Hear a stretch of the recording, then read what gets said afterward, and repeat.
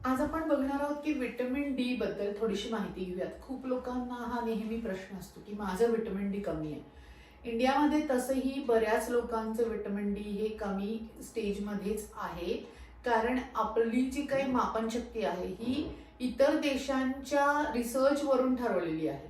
त्याच्यामुळे आपल्याला सारखं असं वाटत राहते की आपलं विटामिन डी कमी आहे.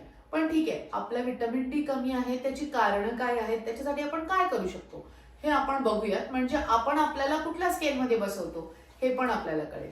सो विटामिन डीच्या डेफिशियन्सीमुळे अनेक आजार तयार होतात असं अनेक संशोधनातून दिसून आलेलं आहे की बऱ्याच प्रकारचे आपल्याला लक्षणं त्याचे दिसून येतात. ओके. आणि विटामिन डीचं महत्व काय आहे तर ते आपली कॅल्शियमची लेवल शरीरात नेहमीच्या प्रमाणे आपली नॉर्मल ठेवण्यास मदत करतं. आणि फॉस्फरसची लेवल्स पण आपल्याला ती नॉर्मल ठेवण्यास मदत करतं. त्याच्यामुळे आपली हाडांची वाढ, दातांचं जे काही मजबूती आहे ते टिकून राहण्यास नक्कीच मदत होते. पण विटामिन डीचं या व्यतिरिक्त पण बऱ्याच गोष्टींमध्ये चांगलं ठेवण्याचं, शरीर चांगलं ठेवण्याचं काम ते करत असतं, हे पण नक्कीच आहे. ओके. सो आपण ते आपण कसं ओळखायचं की आपल्याला विटामिन डीची कमतरता आहे किंवा आपल्यामध्ये अशी कमतरता येण्याची कारणं काय आहेत, तर आपण कसं ओळखायचं? तर आपल्याला बऱ्याच वेळेला थकवा जाणवायला लागतो, दिवसभर थकवा राहतो, आपली हाडं दुखतात, आपली पाठदुखी असते, आपली रोगप्रतिकार शक्ती पण कमी व्हायला लागते. लहान मुलांमध्ये लहानपणीच त्यांचे पाय वाकडे होतात विटामिन डीच्या त्या डेफिशियन्सीमुळे, किंवा दात ठिसूळ होणं, हे अशी बरीच लक्षणं आहेत की ज्यामुळे आपल्याला विटामिन डी कमी आहे असं आपल्याला जाणवायला लागतं. त्यामुळे मग आपण टेस्ट करून घेतो आणि मग त्या टेस्टला आपण स्केल करतो. ओके. आणि हे स्केल करून झाल्यावर आपल्याला कळतं की आपलं किती कमी आहे, बॉर्डर लाईन आहे का खूपच जास्त कमी आहे. हे आपण रिपोर्ट डॉक्टरांना दाखवून मग ते आपल्याला सजेस्ट करतात की आपल्याला त्याच्या गोळ्या घेणं आवश्यक आहे की नाही. ओके. पण याची कारणं आधी जाणून घ्या, म्हणजे मग आपल्याला कळेल की आपल्याला खरंच विटामिन डी ची डेफिशियन्सी टाळता येऊ शकते का. तर पहिलंच म्हणजे आहे की आपण आपल्याला एक्सपोजर, सन एक्सपोजर, सूर्यप्रकाशाचा अभाव असतो जो आपल्याला दिवसभरात मिळत नाही.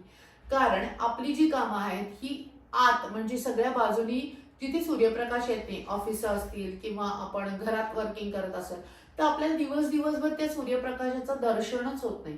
मग अशा वेळेला आपल्याला थोडं तरी सन एक्सपोजर देणं गरजेचं आहे.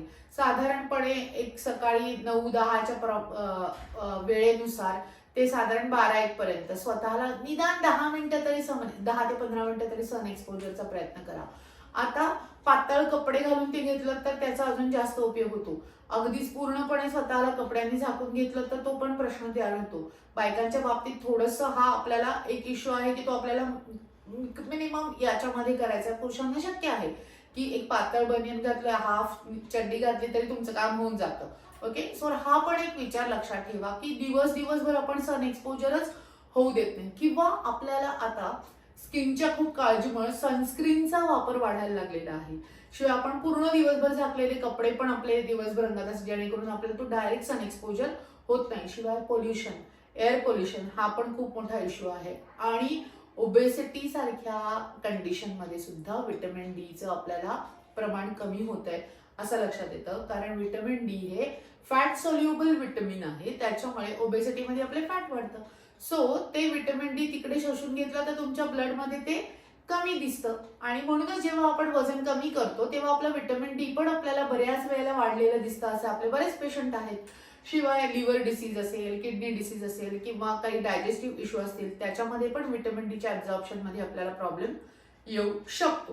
म्हणून ही सगळी कारणं लक्षात घेता तुमचं कारण कोणतं असू शकतं हे लक्षात घ्या आणि त्यानुसार तुम्ही त्याचा आपल्याला ती कारणं आपल्याला कशी कमीत कमी दूर करता येतील हे पण आपण बघूयात. त्यानंतर मी तुम्हाला सांगितले की उपाय करताना आपल्याला सकाळीच्या उन्हामध्ये थोडंसं आपल्याला सन एक्सपोजर पाहिजे आहे. आणि याशिवाय याचं जे काही आपली फूड स्रोत आहे तो म्हणजे नॉन व्हेजिटेरियन, म्हणजे दुग्धजन्य पदार्थ आणि नॉन व्हेजिटेरियन पदार्थ याच्यामध्ये ते आपल्याला मिळत असतं. पण त्यातूनही आपण व्हेजिटेरियन असेल तर दूधयुक्त पदार्थ तर घेऊ शकतो. त्याच्यामध्ये दूध, दही, ताक, पनीर किंवा मशरूम जे फॉर्टिफाईड फूड असतं त्याच्यामध्ये पण आता विटामिन डी त्यांनी टाकलेलं असतं.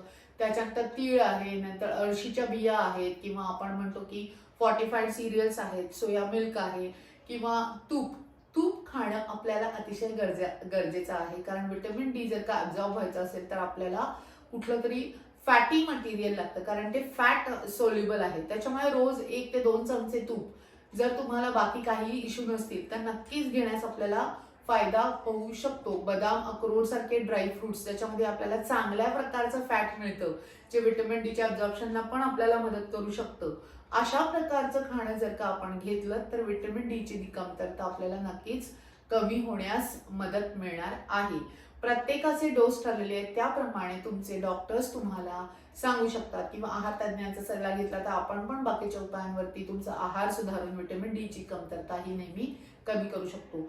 अनेक पेशंट आता विटॅमिन डीचे आपल्याकडे अप्रोच होत आहेत, म्हणून म्हटलं की एक साधा सिंपल सगळ्यांना समजेल असा व्हिडिओ करूयात की जेणेकरून आपल्याला सगळ्यांना ही माहिती देण्यास मदत मिळेल. सो तुमची कारणं शोधा आणि मग त्याला तुम्हाला काय उपाय करता येईल हे बघा आणि त्याप्रमाणे ऍक्शन करा. तुमची विटॅमिन डीची कमतरता नक्कीच कमी होण्यास आपल्याला मदत मिळणार आहे. साधा सोपा सरळ व्हिडिओ आहे, ज्यांना गरज आहे त्यांना नक्कीच शेअर करा, कमेंट करा. आणि हो, आपलं पुस्तकाचा नक्कीच लाभ घ्या. पुस्तकाचं नाव मी इथे दिलेलं आहे, आहार हेच औषध.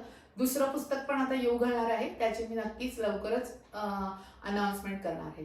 सो अशाच प्रकारचे व्हिडिओ बघण्यासाठी हे जे काही व्हिडिओज असतात हे तुम्ही इतरांना शेअर करू शकता. साध्या सोप्या गोष्टीतून, आहारासारख्या गोष्टीतून वापर करून आपण अनेक आजार कमी करू शकतो, हे आपण सतत सांगत आलोय आणि त्याचाच आपण पुरस्कार करतोय. धन्यवाद.